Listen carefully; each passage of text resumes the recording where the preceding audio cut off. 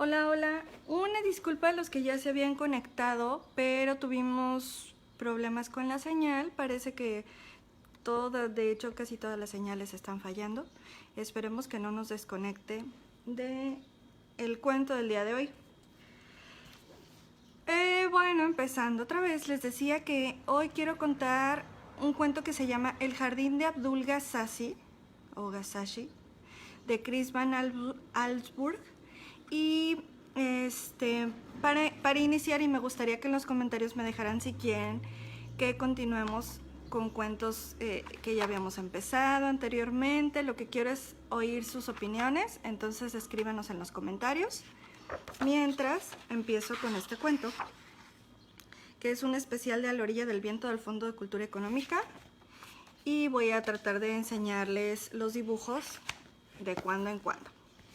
Entonces dijimos que se llama El jardín de Abdul Gasashi.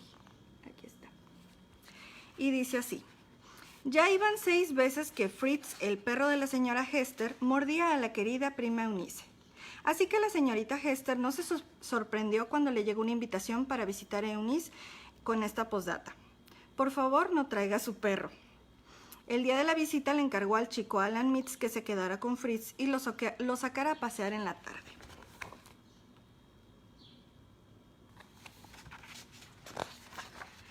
Tan pronto como vio salir a la señorita Hester, Fritz corrió a la sala. Le encantaba morder las sillas y sacarle el relleno a los cojines. Pero Alan estaba listo. Toda la mañana logró evitar que Fritz clavara sus filosos dientes en los muebles. Finalmente el perro se rindió y, exhausto, se quedó dormido. Alan tomó una siesta también, pero primero escondió su gorra debajo de su camisa, pues las gorras eran una de las cosas que más le gustaba morder a Fritz.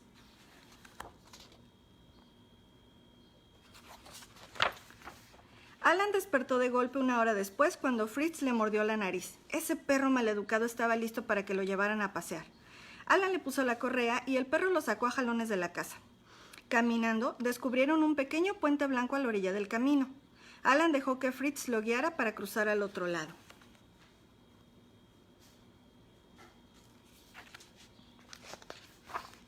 A cierta distancia del puente, Alan se detuvo a leer un letrero. Decía: absoluta y terminantemente prohibida la entrada a perros en este jardín. Así, imagínenselo con mayúsculas. Abajo estaba firmado: Abdul Gasashi, mago jubilado. Detrás del letrero se levantaba un muro cubierto de enredaderas con un portón abierto. Alan se tomó muy en serio la advertencia. Se dio la vuelta para irse, pero justo en ese momento, Fritz se jaloneó tan fuerte que logró zafarse el collar. Salió disparado hacia adelante y cruzó el portón con Alan corriendo tras él. Imagínense eso. ¿Quién tiene perros así de traviesos? Yo creo que casi todos son así, por lo menos cuando son cachorros. En fin. Fritz, detente, perro malo, gritó Alan, pero el perro simplemente lo ignoró. Así siguieron corriendo por senderos umbrosos y prados llenos de sol, internándose más y más en lo profundo del jardín. Finalmente Alan se acercó a Fritz lo suficiente como para poder agarrarlo, pero al momento de alcanzarlo se resbaló y cayó. Como si ladrara de risa, Fritz corrió hasta perderse de vista. Alan se levantó despacio. Sabía que tenía que encontrar a Fritz antes de que el señor Gasashi lo descubriera. Cansado y lastimado, echó a andar deprisa en la dirección en la que el perro se había ido.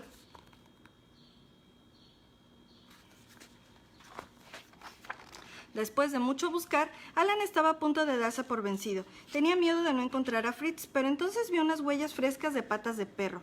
Se puso a seguirlas despacio por un sendero que lo llevó a un bosque. Ahí, el camino de tierra terminó para convertirse en una vereda de tabique. Ya no había huellas que seguir, pero Alan tenía la certeza de que más adelante encontraría a Fritz.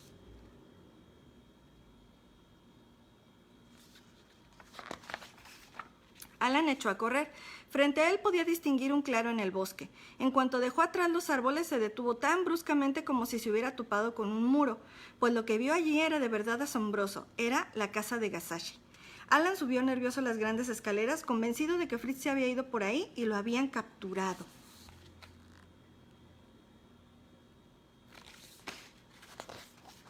El chico sentía que el corazón le latía muy fuerte cuando llegó ante la enorme puerta. Respiró hondo y se estiró para alcanzar el timbre, pero antes de que lo tocara, la puerta se abrió sola. En la penumbra de la entrada estaba Gasashi el Grande.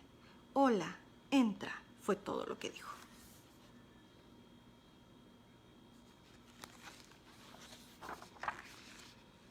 Por cierto, un paréntesis. Si, como les decía al principio, para los que se van conectando, si quieren que yo termine de leer alguno de los cuentos anteriores, como los de Roald Dahl, como el de las brujas, o el de cuentos en verso para niños perversos, o Matilda o así, escriban en los comentarios para tomarlos en cuenta, y al terminar este cuento, que es El jardín de Abdul Gasashi, vamos a continuar con el que ustedes hayan pedido, ¿sale? Entonces dice así: Alan siguió a Gasashi hasta una gran sala. En cuanto el mago se dio la vuelta, Alan se apresuró a disculparse por dejar entrar a Fritz en su jardín. Con toda cortesía le preguntó al señor Gasashi si tenía a Fritz y si le haría el favor de devolvérselo. El mago lo escuchó atentamente y luego, sonriendo, dijo: Por supuesto, puedes llevarte a tu perro, a tu pequeño Fritzy. Sígueme. Con estas palabras se dirigió a la puerta y condujo a Alan hacia afuera.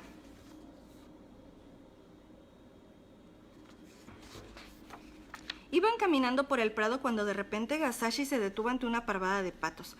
Empezó a hablar con una voz que parecía más un gruñido. Detesto los perros. Arrancan mis flores, muerden mis árboles. ¿Sabes qué le hago a los perros que encuentro en mi jardín? ¿Qué? Susurró Alan, casi con miedo de oír la respuesta. Los convierto en patos, vociferó Gasashi. Horrorizado, Alan miró las aves que tenía enfrente. Cuando un pato se acercó, Gasashi dijo: Ahí tienes a tu Fritz. Alan le suplicó al mago que devolviera a Fritz a su forma original. Imposible, respondió. Eso solo el tiempo puede hacerlo. Este encantamiento puede durar años o tal vez un día. Ahora, toma a tu querida ave y por favor, no regreses. Imagínense que hubieran convertido a su perro en un pato. ¿Qué hacen? Cuando Alan lo tomó en brazos, el pato trató de picotearlo. Buen chico, dijo Alan tristemente acariciándole la cabeza. Mira que no has cambiado tanto. Con lágrimas en los ojos se echó a andar a casa. Podía oír la risa de Gasashi detrás de él. Ya que estaba cerca de la escalera, una ráfaga de viento hizo volar su gorra. Alan echó a correr estirando el brazo para atraparla y soltó a Fritz. El pato voló hacia la gorra y la pescó en el aire, pero en lugar de bajar siguió volando más y más alto hasta que desapareció entre las nubes de la tarde. ¡Ah! Vaya su gorra. Alan se quedó parado mirando el cielo vacío. «Adiós, amigo», exclamó con tristeza, seguro de que Fritz se había ido para siempre. Por lo menos tendría algo que morder. Despacio, paso a paso, Alan tomó el camino de regreso al portón del jardín y luego al puente. Ya se ocultaba el sol cuando llegó a casa de la señorita Hester. Las luces estaban encendidas y él sabía que ella ya estaba en casa. Con el corazón apachurrado llegó hasta la puerta, preguntándose cómo tomaría la noticia la señorita Hester. Pobrecito Alan. Cuando la señorita Hester lo recibió en la puerta, Alan balbuceó su increíble historia, apenas si podía aguantarse las lágrimas. Y entonces, corriendo desde la cocina, con la nariz embarrada de comida para perro, apareció Fritz. Alan no podía creer lo que veía. Me temo que el señor Gasashi te jugó una broma, dijo la señorita Hester, tratando de disimular una sonrisa. Fritz estaba en el jardín de enfrente cuando llegué. Debió haber encontrado el camino a casa mientras tú estabas platicando con el señor Gasashi. ¿Sabes, Alan? Nadie puede convertir de verdad perros en pato. Ese viejo mago nada más te hizo creer que aquel pato era Fritz. Uf, qué alivio, ¿no? Alan se sintió muy tonto. Se prometió que nunca volverían a tomarle el pelo así. Ya estaba grande para creer en la magia. Desde el porche, la señorita Hester observó cómo Alan se alejaba deprisa por el sendero rumbo a su casa y le decía adiós con la mano. Luego llamó a Fritz, que brincoteaba alegre en el jardín de enfrente. El perro subió corriendo los escalones. Traía algo entre los dientes y lo soltó a los pies de la señorita Hester. «Perro malo», dijo ella. «¿Qué estás haciendo con la gorra de Alan?» Y fin. ¿Qué tal? A ver, ¿eso qué querrá decir? ¿Qué se imaginan que en realidad pasó? Cuéntenos. Como aquí ya nos empezaron a poner que quieren el de las brujas, ¿qué opinan los demás? ¿Seguimos contando el de las brujas? Yo creo que todos estamos un poco picados, porque esos capítulos están buenísimos. Las brujas de Roald Dahl es un cuento muy conocido y aparte varios, yo creo que ya hemos visto hasta la película que fue adaptación de este libro. Entonces, si continuamos donde nos quedamos, el capítulo se llama Vacaciones de verano. Llegaron las vacaciones de Semana Santa y pasaron, y comenzó el último trimestre del colegio. Mi abuela y yo habíamos planeado pasar las vacaciones en Noruega y casi no hablábamos de otra cosa por las noches. Ella había reservado un camarote para cada uno en el barco que iba de Newcastle a Oslo, para la fecha más inmediata posible después de que yo acabara el colegio, y desde Oslo me iba a llevar a un sitio que ella conocía en la costa sur, cerca de Arendal, donde ella había pasado sus vacaciones de verano cuando era pequeña, hacía casi 80 años. Mi hermano y yo estábamos todo el día en el bote de remos. Toda la costa está salpicada de diminutas islitas en las que no hay nadie. Las explorábamos y nos lanzábamos al mar desde las suaves rocas de granito, y a veces, cuando íbamos hacia allá, echábamos el ancla y pescábamos bacalao y merlán. Si cogíamos algo, hacíamos un fuego en la isla y freíamos el pescado con un sartén para comer. No hay pescado más rico en el mundo que el bacalao absolutamente fresco. ¿Qué sabes como cebo, abuela, cuando ibas de pesca? Mejillones, dijo. Todo el mundo usa mejillones como cebo en Noruega, y si no pescábamos nada, hervíamos los mejillones en una olla y nos los comíamos. ¿Estaban buenos? Deliciosos, dijo. Los cocíamos en agua de mar y quedaban tiernos y salados. ¿Qué más hacíais, abuela? Remábamos mar adentro y saludábamos con la mano a los pescadores de gambas que volvían a casa, y ellos nos daban un puñado de gambas a cada uno. Las gambas estaban aún tibias, recién cocidas, y nos sentábamos en el bote pelándolas y devorándolas. La cabeza era lo más rico. ¿La cabeza? Aprietas la cabeza entre los dientes y chúpalo de dentro. Está riquísimo. Tú y yo haremos todas esas cosas este verano, cielo. Abuela, no puedo esperar. Sencillamente no puedo esperar más para ir allí. Ni yo, dijo ella. Cuando solo faltaban 3 semanas para el final del curso, sucedió algo espantoso. Mi abuela cogió una pulmonía. Se puso muy enferma y una enfermera diplomada vino a nuestra casa para cuidarla. El médico me explicó que la pulmonía generalmente no es una enfermedad grave hoy en día, pero cuando una persona tiene más de 80 años, como mi abuela, entonces sí que es muy grave. Dijo que ni siquiera se atrevía a trasladarla a un hospital en ese estado, así que la dejaron en su habitación y yo pasaba por delante de la puerta viendo cómo le entraban bombonas de oxígeno y otras cosas horribles. ¿Puedo entrar a verla?, pregunté. No, guapo, dijo la enfermera, por ahora no. La señora Spring, una mujer gorda y alegre que venía a limpiar todos los días, se instaló también en casa. La señora Spring se ocupaba de mí y me hacía las comidas. Me caía muy bien, pero no se podía comparar con mi abuela para contar historias. Una noche, unos 10 días después, el médico vino a decirme, ya puedes entrar a verla, pero solo un ratito. Ha preguntado por ti. Subí las escaleras volando, entré en el cuarto de mi abuela como un ciclón y me arrojé a sus brazos. ¡Eh! Dijo la enfermera, ten cuidado. ¿Vas a estar bien ya, abuela?, pregunté. Ya ha pasado lo peor, dijo ella. Pronto me levantaré. ¿Sí?, le dije a la enfermera. Claro que sí, contestó sonriendo. Nos dijo que no tenía más remedio que ponerse buena porque tenía que ocuparse de ti. Le di otro abrazo a la abuela. No me dejan fumar un puro, dijo ella, pero ya verás cuando se vayan. Es un pájaro duro de roer, dijo la enfermera. Dentro de una semana estará levantada. La enfermera tenía razón. Antes de una semana mi abuela estaba moviéndose por la casa con su bastón de puño de oro y metiéndose con los guisos de la señora Spring. Le agradezco muchísimo todo lo que nos ha ayudado, señora Spring, le dijo, pero ya puede usted marcharse a casa. No, señora, no puedo. El médico me dijo que me encargara de que usted descansara durante los próximos días. El médico dijo algo más. Fue como si hubiera dejado caer una bomba sobre la abuela y sobre mí, cuando nos dijo que bajo ningún concepto debíamos correr el riesgo de viajar a Noruega ese verano. ¡Bobadas!, gritó la abuela. Le he prometido que iríamos. Es demasiado lejos, dijo el médico. Sería muy peligroso. Pero le diré lo que sí puede usted hacer. Puede llevarse a su nieto a un buen hotel en la costa sur de Inglaterra. El aire del mar es exactamente lo que usted necesita. Oh, no, dije. ¿Quieres que tu abuela se muera?, me preguntó el médico. Nunca, dije. Entonces no la dejes hacer un viaje largo este verano.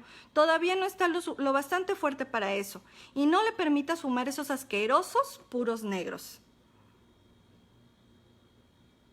Estoy leyendo aquí que dice grita y grita más, pero no entiendo. ¿Sí me alcanzan a escuchar todos? Yo espero que sí. Si no me alcanzan a escuchar, me escriben. Y voy a ir leyendo también sus comentarios. Johan dice me gusta, Jorge Alberto dice grita. Saludos a Imelda, Guatzozón, y a sus niños, a Sandra Petit, a Anita Vargas, a Benjamín, Inés y familia, y a Meli, a todos los que están conectados.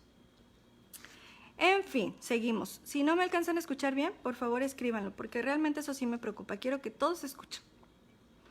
En fin, dice: al final, el médico se salió con la suya respecto a las vacaciones, pero no respecto a los puros.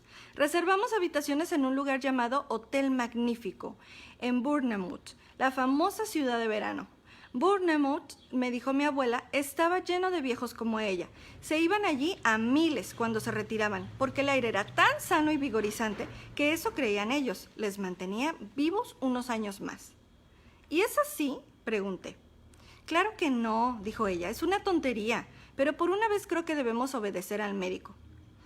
Poco después, la abuela y yo tomamos el tren a Bournemouth y nos instalamos en el Hotel Magnífico. Era un enorme edificio blanco en primera línea de playa y me pareció un sitio aburridísimo para pasar el verano. Yo tenía mi propia habitación, pero había una puerta que comunicaba con la de mi abuela, así que podíamos visitarnos sin salir al pasillo. Justo antes de irnos a Bournemouth, mi abuela me había regalado como premio de consolación 2 ratones blancos en una cajita y naturalmente me los llevé al hotel. Eran divertidísimos los ratones aquellos. Los llamé Giller y Mary y me puse enseguida a enseñarles trucos. El primer truco que les enseñé fue a subir por dentro de la manga de mi chaqueta y salir por mi cuello. Luego les enseñé a trepar por mi cogote hasta lo alto de mi cabeza. Lo conseguía poniéndome migas en el pelo. La primera mañana después de nuestra llegada al hotel, la camarera estaba haciendo mi cama cuando uno de mis ratones asomó la cabeza por entre las sábanas. La camarera lanzó un chillido que hizo venir corriendo una docena de personas para ver a quién estaban matando. Informaron al director del hotel y a continuación hubo una desagradable escena entre el director, mi abuela y yo, en el despacho de este. El director, cuyo nombre era el señor Stringer, era un hombre con el pelo tieso y vestido con un frac negro. «No puedo permitir ratones en mi hotel, señora», le dijo a mi abuela. «¿Cómo se atreve a decir eso cuando su asqueroso hotel está lleno de ratas?», gritó ella. Esperemos a que pase el camión porque luego no nos deja oír. Meli dice: sí te escuchamos, Franco y Bebé, te estamos poniendo atención. A Franco le gusta que le enseñes imágenes, se emociona. Oh, perfecto. Saludos, soy Jimena. Saludos desde Guadalajara. ¡Ay, saludos, Jimena! Saludos a todos a Guadalajara, a Silvia, a tu mamá, a tu hermana. Me gusta mucho que estén conectados. Y bueno, voy a seguir con ese volumen de voz porque yo pensé que no me oían. Recuerden que este libro de las brujas no tiene imágenes porque es un libro electrónico. Las imágenes son muy pequeñitas y se van a distorsionar al enseñárselas. Pero quiero que usen su imaginación para poder ver en su mente todo lo que estamos platicando. ¿Les late? Bueno, seguimos. Decía la abuela: ¿cómo se atreve a decir eso cuando su asqueroso hotel está lleno de ratas?, gritó ella. ¿Ratas?, chilló el señor Stringer poniéndose morado. En este hotel no hay ratas. He visto una esta misma mañana, dijo mi abuela.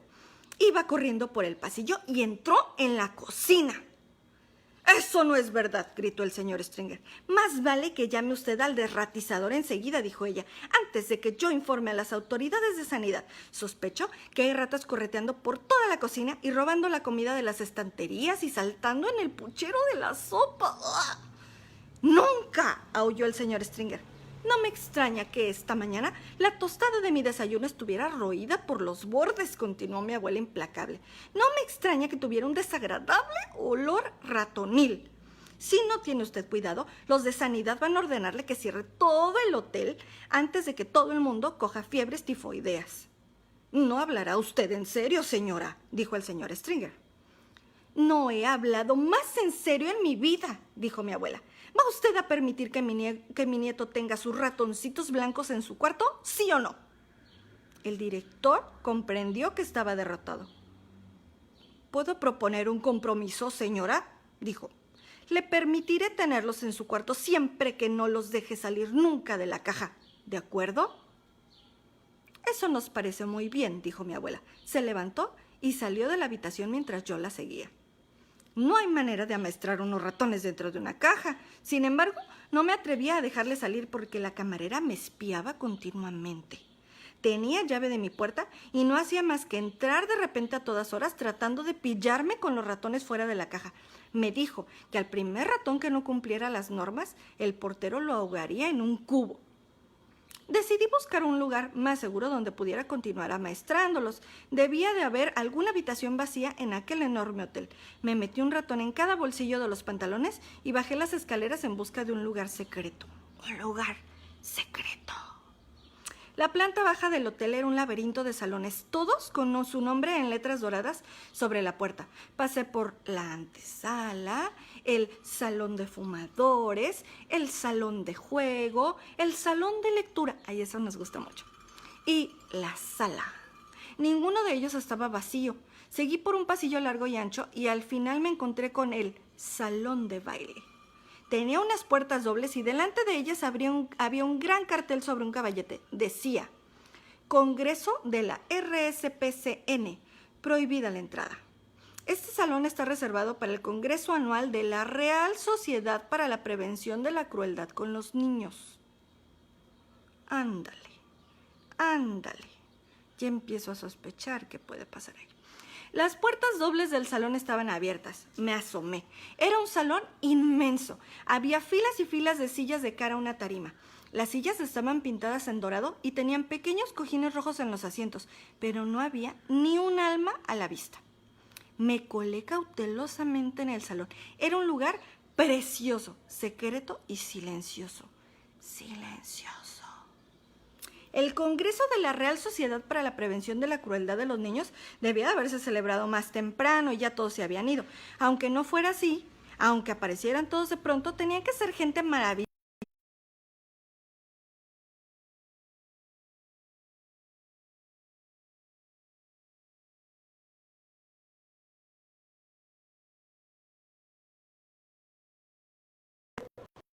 Ese carrito, no nos va a dejar escuchar. Listo. En la parte de atrás del salón había un gran biombo plegable con dragones chinos pintados. Decidí, solamente para estar seguro, ponerme detrás del biombo y hacer allí el entrenamiento.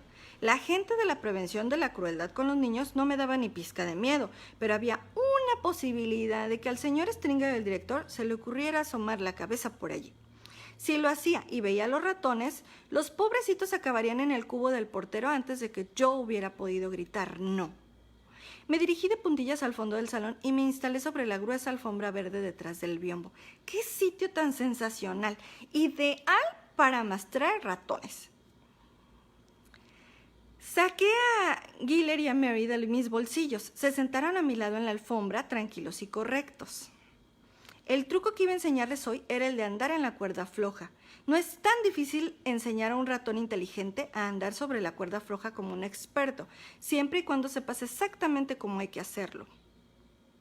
Primero hay que tener un trozo de cuerda, yo lo tenía. Luego hay que tener un bizcocho bueno. La comida favorita de los ratones blancos es un bizcocho con pasas. Se vuelven locos por él. Yo había traído un bizcocho que me había guardado en el bolsillo el día anterior, cuando estaba merendando con mi abuela.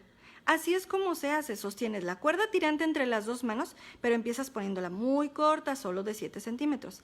Te pones al ratón en la mano derecha y un pedacito de bizcocho en la mano izquierda. Por lo tanto, el ratón está solamente a 7 centímetros del bizcocho. Puede verlo y olerlo. Sus bigotes se estremecen por la excitación. Casi puede alcanzar el bizcocho inclinándose hacia adelante, pero no llega del todo. Únicamente tiene que dar 2 pasitos para alcanzar su sabroso manjar. Se aventura hacia adelante, una patita en la cuerda, después la otra. Si el ratón tiene un buen sentido del equilibrio, y la mayoría lo tiene, cruzará fácilmente. Empecé con Giller. Caminó por la cuerda sin un instante de vacilación. Le dejé dar un mordisquito del bizcocho para estimular su apetito. Luego lo volví a poner en mi mano derecha.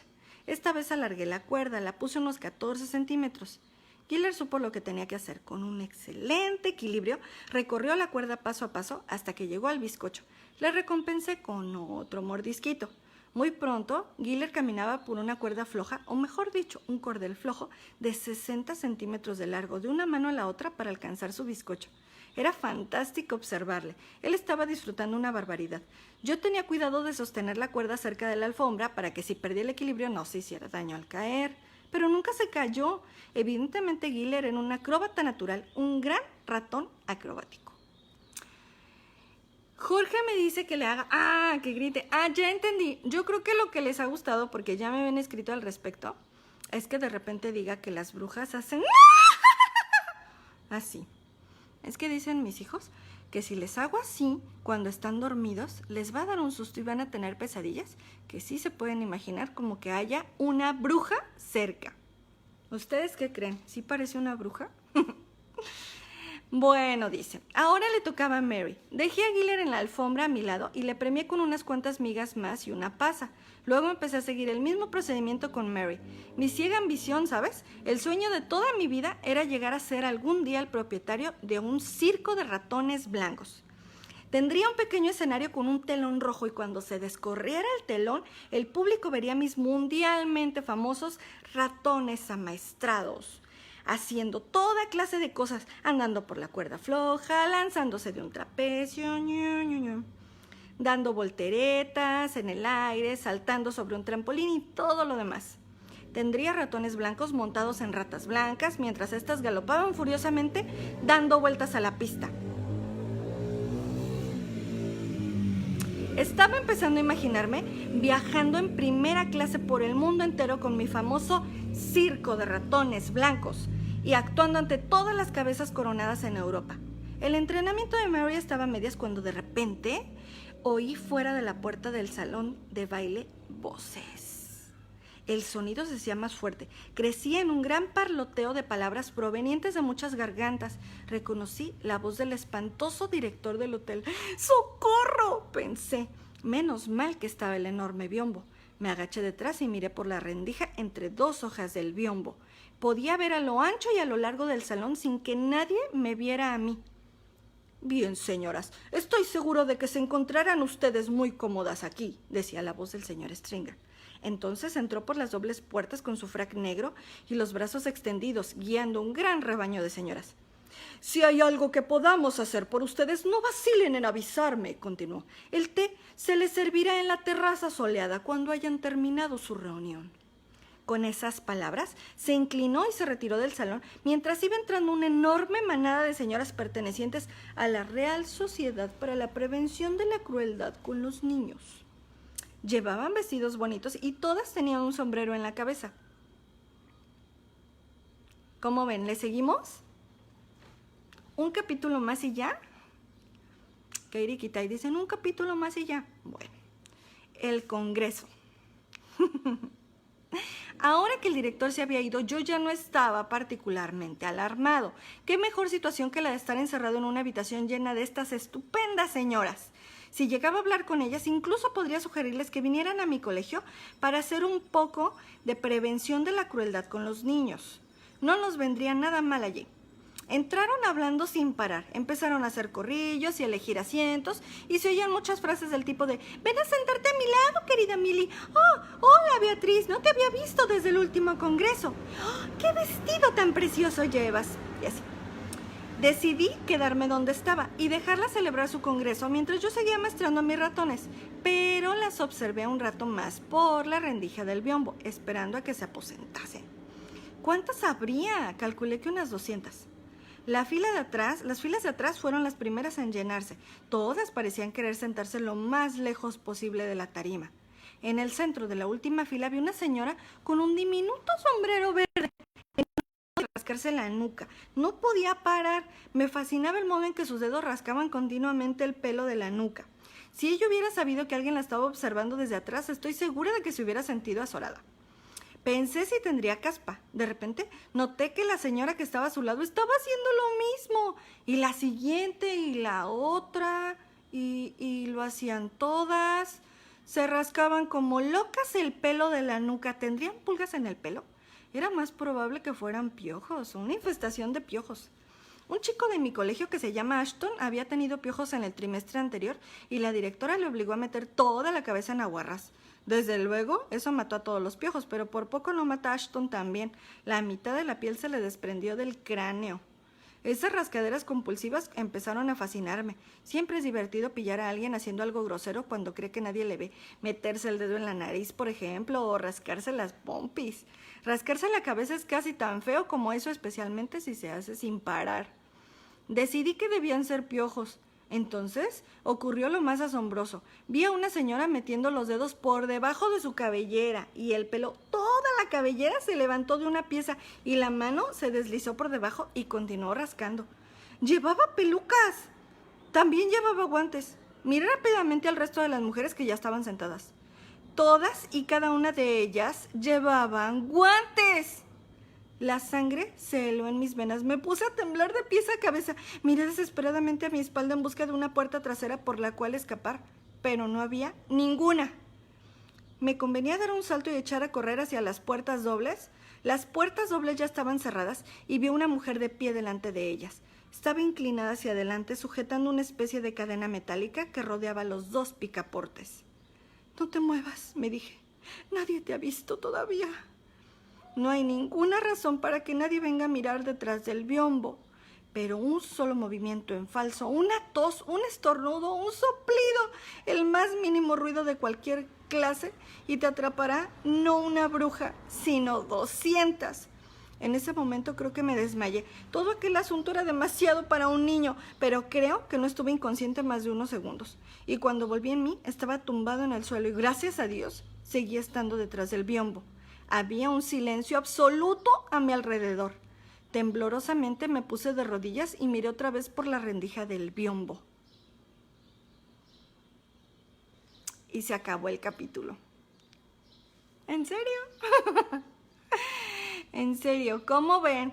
Yo quiero saber si quieren un capítulo más, el último y ya. Pero necesito que lo escriban aquí. Si escriben que un capítulo más, pues le seguimos. Y si no, pues lo dejamos para la próxima ocasión. ¿Cómo ven? ¿Ustedes qué opinan? Un saludo a los que nos están viendo, que se acaban de conectar. A Mayra, a Sofía Chiquets. Ah, mi amiga Sofía. Y ¿qué más? A Brenda Jiménez. Me da mucho gusto que se conecten. Y bueno, ¿cómo ven? ¿Lo dejamos entonces para la próxima? Porque no he visto que me digan que un capítulo más. Entonces yo creo que sí. ¿Se imaginan estar así, encerrado con 200 brujas y en el peligro de que si toses un poco, te cachen? Jorge Alberto dice que sí. ¿Quién más dice que sí? Un capítulo más. A ver. Vamos a ver si opinan más que sigamos con un último capítulo. Porque yo la verdad estoy intrigada. ¿Qué va a pasar con ese niño que está escondido ahí con 200 brujas? ¿Y cómo se dio cuenta que eran brujas? Porque tenían guantes y tenían pelucas y se rascaban sin parar la cabeza. Eso es cierto. ¿Se acuerdan de las señales de las brujas? También tienen saliva azul. Y hacen así. En fin, como ya nos estuvieran poniendo que sí, voy a solo un capítulo y ya. Muy bien, dice achicharrada. Ahora todas las mujeres, o mejor dicho, las brujas, estaban inmóviles en sus sillas, mirando fijamente como hipnotizadas a alguien que había aparecido de pronto en la tarima. Era otra mujer. Lo primero que noté en ella era su tamaño. Era diminuta, probablemente no mediría más de 1,30 m. Parecía bastante joven, supuse que tendría unos 25 o 26 años y era muy guapa. Llevaba un vestido negro muy elegante con falda larga hasta el suelo y guantes negros que le llegaban hasta los codos. A diferencia de las otras, no llevaba sombrero. A mí no me parecía que tuviera aspecto de bruja en absoluto, pero era imposible que no lo fuera, porque de lo contrario, ¿qué demonios estaba haciendo subida en la tarima? ¿Y por qué estaban todas las demás brujas contemplándola con tal mezcla de adoración y temor? Muy despacio, la joven de la tarima levantó las manos hacia su cara. Vi que sus dedos enguantados desenganchaban algo detrás de las orejas y luego se pellizcó las mejillas y se quitó la cara de golpe. Aquella bonita cara se quedó entera en sus manos. Era una máscara. Al quitarse la máscara, se volvió hacia un lado y se colocó cuidadosamente en una mesita que tenía cerca. Colocó la máscara y cuando volvió a ponerse de frente a la sala, me faltó poco para dar un chillido. Su cara era la cosa más horrible y aterradora que he visto nunca. Solo mirarla me producía temblores. Estaba tan arrugada, tan encogida y tan marchita que parecía que lo hubieran conservado en vinagre. Era una visión estremecedora y espeluznante. Había algo pavoroso en aquella cara, algo putrefacto y repulsivo. Literalmente parecía que se estaba pudriendo por los bordes y en el centro, en las mejillas y alrededor de la boca, vi la piel ulcerada y corroída como si la estuvieran comiendo los gusanos. Hay veces en las que algo es tan espantoso que te fascina y no puedes apartar la vista de ello. Eso me pasó a mí en ese momento. Me quedé traspuesto al helado, así como, así. Estaba hipnotizada por el absoluto horror de las facciones de aquella mujer, pero no era eso solo. Había una mirada de serpiente en sus ojos que relampagueaba mientras recorría la sala. Enseguida comprendí, naturalmente, que esta no era otra que la gran bruja en persona. También comprendí por qué llevaba una máscara. Jamás había podido aparecer en público y mucho menos hospedarse en un hotel con su verdadera cara. Todo el que lo hubiese visto habría salido corriendo dando alaridos. ¡Las puertas!, gritó la gran bruja con una voz que llenó la sala y retumbó en las paredes. ¿Habéis echado el cerrojo o la cadena? «Hemos echado el cerrojo y la cadena, vuestra grandeza», contestó una voz en la sala. Los relucientes ojos de serpiente hundidos en aquella espantosa cara corrompida fulminaban sin pestañear a las brujas que estaban sentadas frente a ella. «¡Podéis quitaros los guantes!», gritó. Noté que su voz tenía el mismo tono duro y metálico que la de la bruja a la que vi debajo del castaño, solo que era mucho más fuerte y mucho, mucho más áspera. Raspaba, chirriaba, chillaba, gruñía, refunfuñaba. Todo el mundo en la sala empezó a sacarse los guantes. Yo me fijé en las manos de las que estaban en la última fila. Quería ver cómo eran sus dedos. Y sí, mi abuela tenía razón. Ay, sí, ahora veía sus manos. Veía las garras oscuras curvándose sobre las yemas de los dedos. Aquellas garras medirían unos 5 centímetros y eran afiladas en la punta. «¡Podéis quitaros los zapatos!», ladró la gran bruja. Oí un suspiro de alivio proveniente de todas las brujas de la sala cuando se quitaron sus estrechos zapatos de tacón alto, y entonces eché una ojeada por debajo de las sillas y vi varios pares de pies con medias, completamente cuadrados y carentes de dedos. Eran repugnantes, como si les hubiera rebanado los dedos con un cuchillo de cocina. «¡Podéis quitaros las pelucas!», gruñó la gran bruja. Tenía una forma peculiar de hablar. Era una especie de acento extranjero, algo áspero y gutural, y al parecer tenía dificultad para pronunciar algunas letras. Hacía una cosa rara con la R. La hacía rodar en la boca como si fuera un pedazo de corteza caliente y luego le escupía. «¡Quitaros las pelucas para que les dé el aire a vuestros irritados cueros cabelludos!», gritó. Y otro suspiro de alivio surgió de la sala mientras todas las manos se levantaban hacia las cabezas para retirar todas las pelucas, con los sombreros todavía encima. Ante mí había ahora fila tras fila de cráneos femeninos calvos, un mar de cabezas desnudas, todos enrojecidos, irritados debido al roce del forro de las pelucas. Ay, ya me dio comezón. No puedo explicarles lo horrorosas que eran, y de algún modo la visión era aún más grotesca por el hecho de que debajo de aquellas espantosas cabezas calvas, los cuerpos iban vestidos con ropa bonita y a la moda. Era monstruoso, era antinatural. «Oh, Dios mío», pensé. «¡Socorro! ¡Oh, Señor! ¡Ten compasión de mí! Esas repugnantes mujeres calvas son asesinas de niños, todas y cada una de ellas. Y aquí estoy yo, apresado en la misma habitación y sin poder escapar». En ese momento me asaltó una nueva idea, doblemente horrible. Mi abuela había dicho que con sus agujeros de la nariz especiales ellas podían oler a un niño en una noche oscura desde el otro lado de la calle. Hasta ahora, mi abuela había acertado en todo. Por lo tanto, parecía seguro que una de las brujas de la última fila iba a empezar a olfatear de un momento a otro, a olfatearme. Y entonces el grito «¡Caca de perro!» se extendería por toda la sala y yo estaría acorralado como una rata. Me arrodillé en la alfombra detrás del biombo sin atreverme ni a respirar. Luego de pronto recordé otra cosa muy importante que me había dicho mi abuela. Cuanto más sucio estés, más difícil es que una bruja te encuentre por el olor. ¿Cuánto tiempo hacía que no me bañaba? Hacía siglos, tenía mi propia habitación en el hotel y mi abuela nunca se preocupaba de esas tonterías. Ahora que lo pensaba, creo que no me había bañado desde que llegamos. ¿Cuándo fue la última vez que me había lavado la cara y las manos? Desde luego, esta mañana no, ni ayer tampoco. Me miré las manos, estaban cubiertas de churretes, de barro y Dios sabe qué otras cosas. Quizá tenía alguna posibilidad después de todo. Las oleadas fétidas no podrían atravesar toda esa porquería. ¡Brujas de Inglaterra!, gritó la gran bruja. Observé que ella no se había quitado la peluca, ni los guantes, ni los zapatos. ¡Brujas de Inglaterra!, chilló. El público se removió inquieto y se sentaron más erguidas en sus sillas. ¡Miserables brujas! ¡Inútiles y vagas brujas!, chilló. ¡Flojas y perezosas brujas! ¡Sois una pandada de gusanos haraganes que no valen para nada! Un estremecimiento recorrió al público. Era evidente que la gran bruja estaba de mal humor y ellas lo comprendieron. Yo presentí que iba a ocurrir algo espantoso. «Estoy desayunando esta mañana», gritó la gran bruja, «y estoy mirando por la ventana a la playa y ¿qué veo? Os pregunto, ¿qué veo? Veo una vista repulsiva, veo cientos, veo miles de repugnantes niños jugando en la arena. Eso me da náuseas, me deja sin comer. ¿Por qué no los habéis eliminado?», aulló.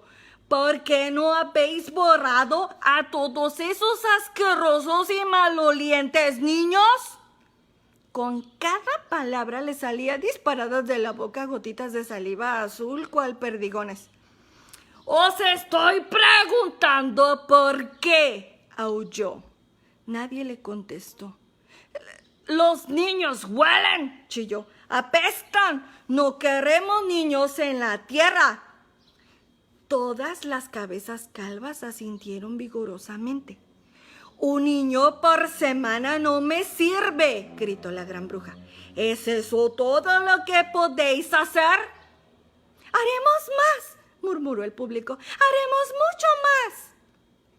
«Más tampoco sirve», vociferó la gran bruja.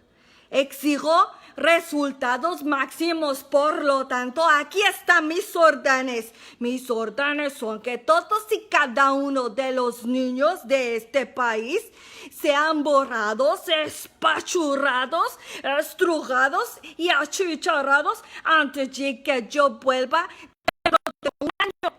¿Está bien claro?». El público lanzó una exclamación contenida.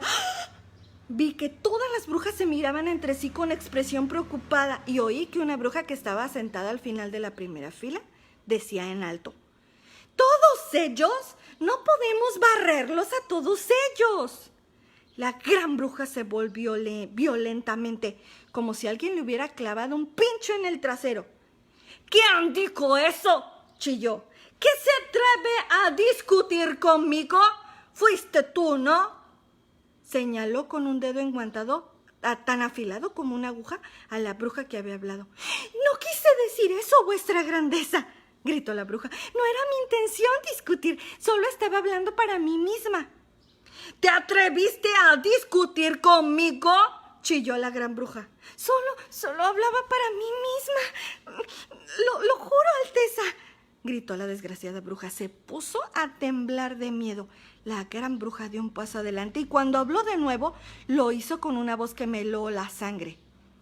«Una bruja así, me contesta, debe arder de los pies a la testa», chilló.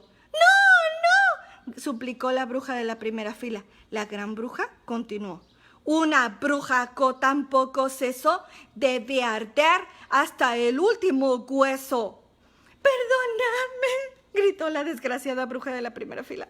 La gran bruja no le hizo el menor caso. Habló de nuevo. «Una bruja tan boba, arderá como un palo de escoba». «Perdonadme, Alteza», gritó gritó la culpable.